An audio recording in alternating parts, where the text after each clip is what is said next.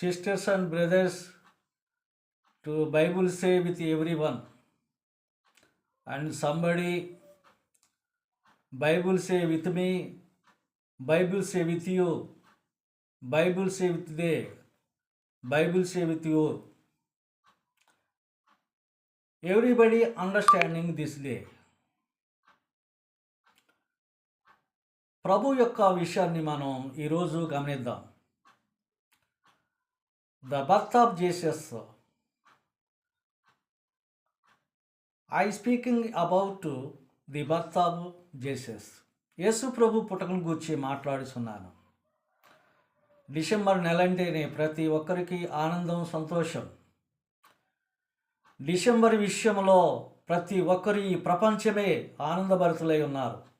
కారణం 2000 సంవత్సరంలో ఆయన పుట్టి ఉన్నాడు కనుక ఈ 2000 సంవత్సరం నుండి ఇప్పటి వరకు కూడా ప్రతి ప్రపంచంలో, దేశంలో ప్రతి వారు కూడా కుల మత భేదం ఏ వర్గాలు లేకుండా ఆయన్ని స్తుతించేవారు ఈ లోకమంతా ఏకమై ఉన్నది. కనుక నా ప్రియ సహోదరి సహోదరులారా గమనించండి. యేసు పుట్టాడంటే ఆయన సామాన్యుడు కాదని తెలుసుకున్నాం. ఆయన పుట్టుక ఎంత దీనమైన స్థితిలో ఉందో అంత గొప్పవానిగా హెచ్చించుకున్నాడు. అందుకే గమనిద్దాం. దీన్ని మన క్రైస్తవేతరులు చాలామంది సెమీ క్రిస్మస్ అన్నారు, అలాగే ది బర్త్ ఆఫ్ జీసస్ అన్నారు, ఈ లోకంలో శుభవార్త అన్నారు, మంచి శుభవార్త దీన్ని ప్రకటించాలన్నారు. ఇవన్నీ పూర్వకాలము నుండి, మన పితరుల కాలము నుండి జరుగుతూనే ఉన్నాయి. మనం పాటిస్తూనే ఉన్నాం, పండుగ చేసుకుంటూ వెళుతూనే ఉన్నాం. ఈ 2024వ సంవత్సరము మరి డిసెంబర్ కొద్ది దినాల్లోనే ఉంది కనుక దాన్ని ఇప్పుడు చాలామంది క్రైస్తవులందరూ కూడా సెమీ క్రిస్మస్లు జరుపుకుంటున్నారు. చాలా ఆనందం, చాలా సంతోషం. కానీ ఒక విషయాన్ని మర్చిపోతున్నాం. ఏంటంటే సెమీ క్రిస్మస్ పండుగలో మనము ఓ సంప్రదాయమైనటువంటి సిద్ధాంతాన్ని నమ్మి కొత్త వస్త్రములు ధరించి పిండి వంటలు చేసుకొని గృహాలను శుభ్రం చేసుకొని రంగులు వేసుకొనుట క్రిస్మస్ కాదు. ప్రియా సహోదరి సహోదరులారా, Bible say with you, with me, with they, నీతో నాతో వారితో చెబుతున్నటువంటి విషయం ఏమిటంటే లోకాసు వార్త 2వ అధ్యాయము 8వ వచనం నుండి 12 వచనాల వరకు చూద్దాం. ఆయనకు సువార్తమానాన్ని ఎవరు తీసుకొచ్చారు, ఎవరు బోధించారు? మనుషులా లేక డైరెక్ట్గా దేవుడే దిగొచ్చి బోధించాడా అనే విషయాన్ని మనం గమనిస్తే the birth of Jesus in one part, ఈ లేక సెమీ క్రిస్మస్లో ఒక భాగము, మొదటి భాగములో ఎవరు ప్రసంగించను, ఈ సువార్తను ఎవరు ప్రసంగించారు, ఎవరితో మాట్లాడారు, ఎవరికి బోధించారు? మనుషుడైతే బోధించలేదు. కనుక ప్రియులారా, చక్కటి బోధన మనం విందాం. ఏంటనంటే అది 8వ వచనంలో, ఆ దేశంలో కొందరు కాపరులు తన మందను కాసుకొనుచూ ఉండగా రాత్రి వేళన్నది ప్రభుదూత ఆకాశము నుండి దేవుని యొద్ద నుండి వారి దగ్గరకు వచ్చెను. ఎవరండే ప్రసంగించింది? ప్రభుదూత. గమనించండి, మనుషుడు కాదు బోధించింది, ప్రభుదూత. ఆ రాత్రి వేళ మందను కాచుకొనుచుండగా వారి మధ్య నిలిచి ప్రభు మహిమ వారు చుట్టూను ప్రకాశించినందున. చూసారా, ఇది ప్రభు యొక్క వెలుగు, ప్రభు యొక్క పరిశుద్ధాత్మ. ఏమండి, ఎక్కడో ఉన్నటువంటి పొలాల్లో ఉన్నటువంటి గొర్రెల దగ్గరికి వెళ్ళటం ఏంటండి, గొర్రెల కాపరుల దగ్గరికి వెళ్ళటం ఏంటండి దేవుని యొక్క సువార్తను తెలియజేయడానికి? చూసారా, దేవుని యొక్క అద్భుతం. ఒక సామాన్యుడు పుట్టాడంటే ఆ ఇంటి వరకునే సంతోషపడతారు. కానీ ఈయన పుట్టాడంటే పరలోకం నుండే ఒక దూత వచ్చి బోధ చేస్తుంది, ఈ లోకానికే తెలియజేస్తుంది. గమనించండి, ఎక్కడో మరి యోదయ దేశంలో లేదా దావీదు పట్టణంలో ప్రకటించకూడదా? మనుషులు లేరా అక్కడ? బెత్లెహేంలో మనుషులు లేరా? చుట్టుపక్కల గ్రామాల్లో, పట్టణాల్లో మనుషులు లేరా? ఏమో దేవుని సిద్ధాంతం ఇది, దేవుని యొక్క నిర్ణయం అది. మరి దేవుని యొద్ద నుండి ప్రభుదూత వచ్చి వారిని పలకరిస్తుందో చూసారా? బోధ చేస్తుంది వాళ్ళకి. ఏమనంటే, ఇదిగో మీరు భయపడవద్దయ్యా, మీరు భయపడని అవసరం లేదు, మీతో నేను ఒక విషయాన్ని సువార్తమానాన్ని తెలియజేస్తున్నాను, జాగ్రత్తగా వినండి అని చెప్పి ఆ దూత వారితో మాట్లాడుతుంది. వీళ్ళైతే భయపడ్డారు ఆ వెలుగును చూసి, ఆ దూతను చూసి భయపడ్డారు. ఇదిగో భయపడవద్దు, డు నాట్ ఫియర్, భయపడవద్దు, డూ నాట్ ఫియర్, భయపడవద్దు, నేను మీకు ఒక స్వార్థమానాన్ని తెలియజేస్తున్నాను. అదేంటో తెలుసా? ఎంత గొప్ప అదృష్టం అండి! అదేంటో తెలుసా? అదేంటో తెలుసా? ఆ స్వార్థమానం అనేది ఏంటో తెలుసా? గొప్ప బహుమతి కంటే ఈ లోకంలో ఎన్ని వేల ఇచ్చించడం తెలియనటువంటి వర్తమానం ఏంటంటే, బహుమానం ఏంటంటే, ఆ విషయం ఏంటంటే ఒక వ్యక్తి పుట్టుట. చూసారా ఆయనకున్నటువంటి ఎంత చక్కటి మహిమపరచబడుతున్నాడో బోధ చేస్తూ ఉంది దూత వారికి. దావీదు పట్టణమందు నేడు మీ కొరకు రక్షకుడు పుట్టి ఉన్నాడు. ఇది దూత మొదటి ప్రసంగంలో గొర్రెల కాపరులతో మాట్లాడుతున్నటువంటి విషయం. దావీదు పట్టణమందు నేడు మీ కొరకు రక్షకుడు పుట్టి ఉన్నాడు. ఆయనే ప్రభు అయిన క్రీస్తు. దూతేనండి మొదటి పేరు పెట్టింది కూడా, మొదటి తెలియజేసింది కూడా దూత ప్రసంగంలోనే. రెండవది ఆయనే క్రీస్తు అని పేరు పెట్టడం కూడా దూతే పెట్టింది. అలాగే మీకు ఏది ఆనవాలయా, మీరు ఎలా వెళ్ళాలయా అని అంటే, బెత్లెహేంలో పశువుల పాక ఉన్నది, ఆ పాకలో తొట్టి ఉన్నది, తొట్టిలో పొత్తి గుడ్డలతో చుట్టబడినటువంటి ఒక బాలుడు ఉన్నాడు, అదే మీ కానవాలు అని చెప్పి ఆ గొర్రెల కాపరులతో ప్రభుదూత స్వార్థమానాన్ని అందజేసింది, తెలియజేసింది. వారు మంచి మనసు కలిగి, మంచి హృదయం కలిగి విన్నారు. భయముతో భక్తితో విన్నారండి, మామూలు కాదు, భయముతో భక్తితో విన్నారు. విన్నారు కనుక వారు మనసులో సమకూర్చుకున్నారు. ఇక the birth of Jesus in are semi Christmas in 2 parts. రెండో భాగం ఏంటి? ఈ గొర్రెల కాపరులకు చెప్పి దూత వెళ్ళిపోయింది. ఆ తర్వాత సైన్య సమూహము దూతతో కూడా కూడి వచ్చారు పరలోకములో నుండి. ఎంత గొప్ప ఆశ్చర్యం అండి! బోధ అయిన తర్వాత, వారికి బోధించిన తర్వాత, ఆ బోధించిన దూతతో పాటు సైన్య సమూహం అంతా ఆకాశం నుండి, అంటే దేవుని పరలోకములో నుండి దిగి వచ్చి దేవుని స్థలములో ఎక్కడైతే పశువుల పాక తొట్టిలో పరుండుకొని ఉన్న బాలుడి కోసం ఏం చేశారంటే మహిమపరిచారు, స్తోత్రాలు చెల్లించారు, పాటలు పాడారు, గొప్పగా గానం చేశారు. చూశారండి?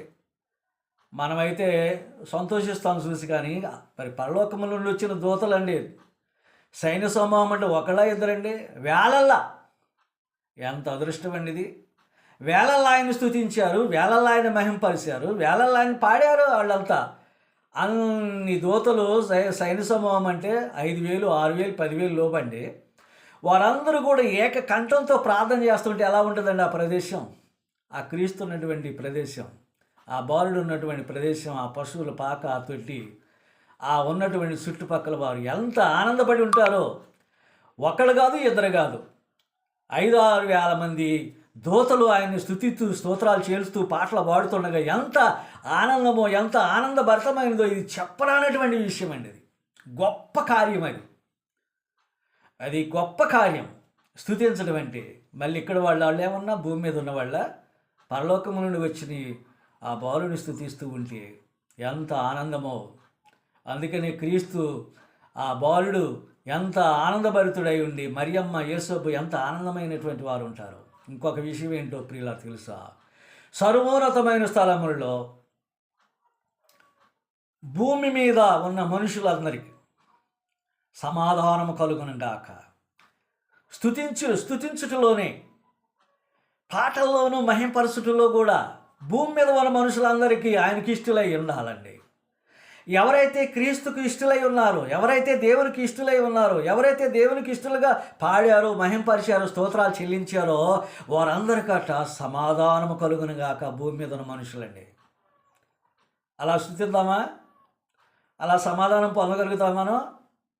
అలా సమాధానం పొందినప్పుడే మరి ఈ భూమి మీద మనం స్తోత్రాలు చెల్లించి ఆయన పుట్టుక దినాన్ని మనం జ్ఞాపకం చేసుకోవడానికి కారణం అది. మనం ఎన్ని సెమీ క్రిస్టమస్ ఫీస్ట్‌నా కాదండి. మనకు భూమి మీద ఉన్న మనం కూడా ఏం పొందాలంటే, ఆయన యొద్ద నుండి సమాధానం పొందాలా, దూతలు స్తుతించినట్లుగా స్తుతించాలా, దూతలు పాడినట్లుగా మనం పాడాలి, దూతలు మహింపరుచుకున్నట్లుగా దేవుని కుమారుడని మనం కూడా మహింపరచాలి ఆయన్ని. అప్పుడేనండి మంచి జరిగేది. క్రైస్తవులారా, క్రైస్తవేతరులారా, ఇక్కడ ఏ కులము మత భేదాలు ఏమీ లేవు. ఏ వర్గానికి చెందింది కాదు క్రీస్తు యొక్క జ్ఞాపకం. అందరినీ క్వశ్చన్ వేస్తున్నాను. మనం ఏవేవో చేయడం కాదు, స్తుతించగలుగుతున్నామా, మహింపరచగలుగుతున్నామా ఆయన పుట్టినప్పుడు ఆయనకి స్తోత్రాలు చెల్లించగలుగుతున్నామా, మన హృదయాన్ని శుభ్రంగా ఉంచుకోగలుగుతున్నామా, మనం పరిశుద్ధాత్మను ధరించుకోగలుగుతున్నామా, దేవుని పొంది ఉన్నామా, దేవుని జాలిని కలిగి ఉన్నామా, దేవుని కార్యాలు ఘనంగా చేస్తూ ఉన్నామా. ఏవేవో పిండి వంటలు వస్త్రాలు ధరించడం కాదండి, స్తుతించుటలో ఘనపరచాలి. మనం ఆయన్ని ఘనపరిస్తేనే మేలు. ఆయన పుట్టిన దానికి ప్రతిఫలం అది మన కోసం. ఆయన పుట్టడం మన అదృష్టం, మన భాగ్యం, మనకు సంతోషం, మనకు ఆనందము. The birth of Jesus scene, ఆ semi Christmas scene, third parts. ఇక ఆ మూడో భాగంలోనికి వద్దాం. ఆ యొక్క దూతలు, ఆ దూత వారికి ప్రకటించి వెళ్ళిపోయిన తరువాత మూడో పార్ట్ అండి ఇది, 16-20. గొర్రెల కాపరు అందరూ కూడా ప్రభుదూత చెప్పిన విషయాన్ని వారు మరవకుండా, ఏదైతే బోధించబడిందో, ఏదైతే మీకు ఆనవాలని చెప్పబడిందో, వారందరూ కూడా ఒకరినొకరు సమాధానపరుచుకొని, ఒకరినొకరు కూడబలుక్కొని, అందరూ కూడా ఏం చేశారంటే బెత్లెహేమునకు ప్రయాణమయ్యారు. ఇది గొప్ప విషయం కాదండి. ఎందువల్లంటే వారికి జీవోపాధినైన ఆ గొర్రెలను విడిచిపెట్టి, ఆ మందని విడిచిపెట్టి ఒక్కరు కూడా అక్కడ లేరండి. ఈ ఉన్నా పర్వాలేదు, లేకపోయినా పర్వాలేదు, ప్రభుదూత వచ్చి మాతో మాట్లాడటమే మా అదృష్టం,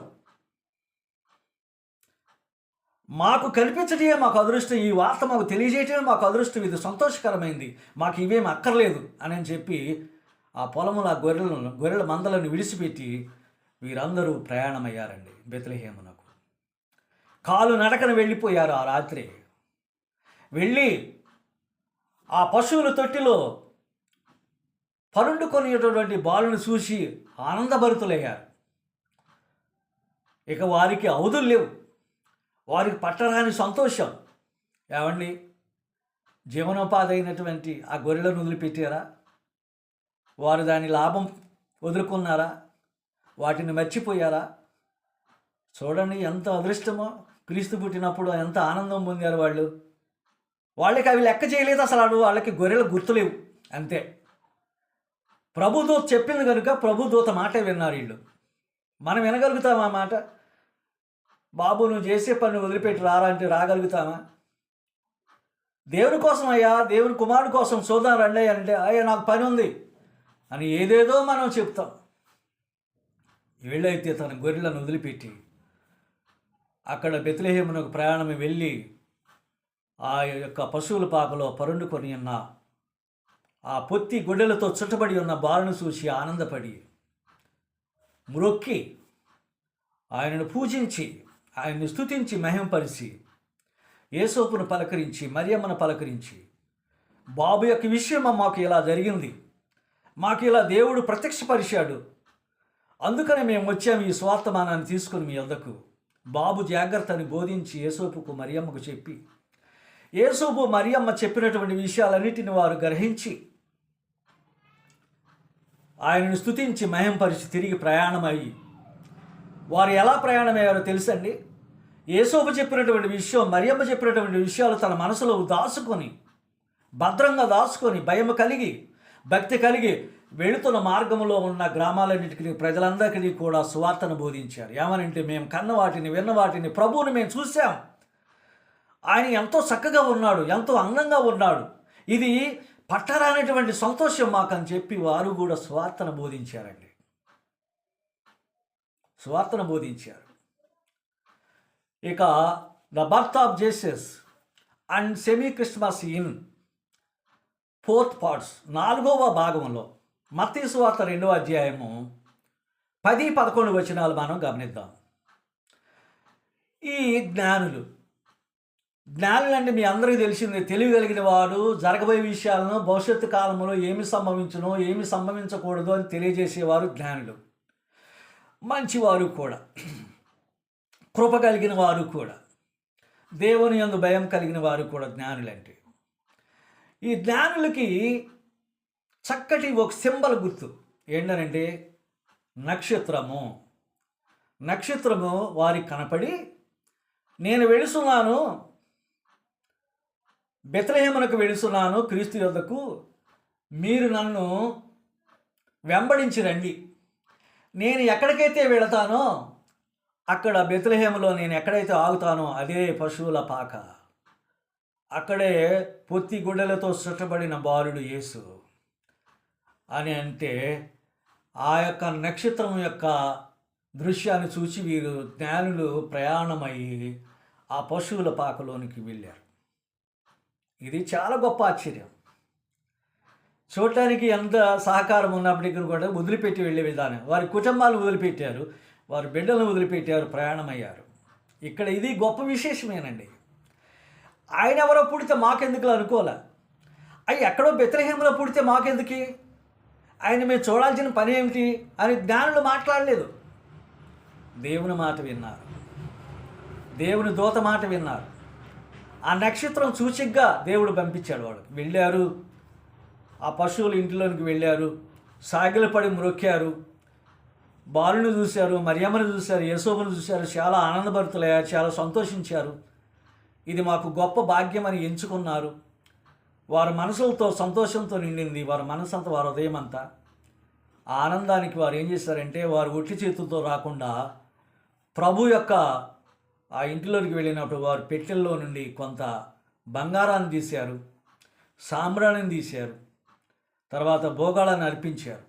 ఎందుకు ప్రియులారు ఇవి? ఈ మూడింటిని గురించి చెప్పాలంటే చాలా విషయాలు ఉన్నాయి. సరే, అది అలాగా. ఎప్పుడైనా మనం చూడటానికి వెళ్ళినప్పుడు జ్ఞానం చేసిన పని మనం కూడా చేయాలి. ఒక నూతన కార్యానికి వెళ్ళినప్పుడు, లేక పుట్టిన ఆ బాలుడు సందర్భంగా వెళ్ళినప్పుడు కానీ, ఎక్కడైనా ఇహలోకంలో జరిగేటప్పుడు కానీ వాళ్ళు అనుసరించిన విధానం చాలా గొప్పది. ఎందుకంటే అక్కడ ఉన్నటువంటి స్థితిగతులను మెరుగుపరుచుకోవడానికి కొంత డబ్బు ఇచ్చారు.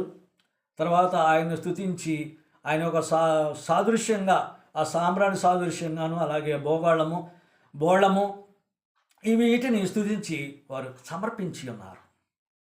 ప్రియ సహోదరులారా, సమర్పించారు, వారిని గూర్చి చూశారు. వీళ్ళకి ఏ అపాయం జరగకూడదని వారు మనసులో అనుకున్నారు. మరియమ్మతో మాట్లాడారు, యేసోపుతో మాట్లాడారు. వీరు వచ్చిన దారిని కాక మరొక దారిన శత్రువులు ఎవరు ఆటంకపరచకూడదు ప్రభు కుమారుడని, బాలుడని అనుకొని మరొక దారిని వీళ్ళు కూడా ప్రకటించుకుంటూ వెళ్ళిపోయారు. విన్నారు కదా, సెమీ క్రిస్మస్ అంటే ఇది, లేదా ద బర్త్ ఆఫ్ జీసస్ అంటే ఇది జ్ఞాపకార్థం మాత్రమే. ఇది జ్ఞాపకం చేసుకుంటున్నాం. జ్ఞాపకార్థం కాదండి, జ్ఞాపకం చేసుకుంటున్నాం కనుక ఈ జ్ఞాపకము 2000 సంవత్సరంలో నుండి జరిగినటువంటి ఘటన, ఆ పుట్టినటువంటి వివరాలు ఇవన్నీ కూడా మనకు స్పష్టంగా రాయబడి ఉన్నాయి. ఇంకొక విషయాన్ని మనం గమనిద్దాం. యెషయా గ్రంథం 9:6 వచనంలో కూడా మరి ప్రభు ఎందుకు పుట్టాడు, ఎవరి కోసం సమర్పించబడింది అనేది మనం చెప్పుకుంటే అక్కడ విషయాల్లో కూడా చాలా జాగ్రత్తగా ఉంది. ఎందుకంటే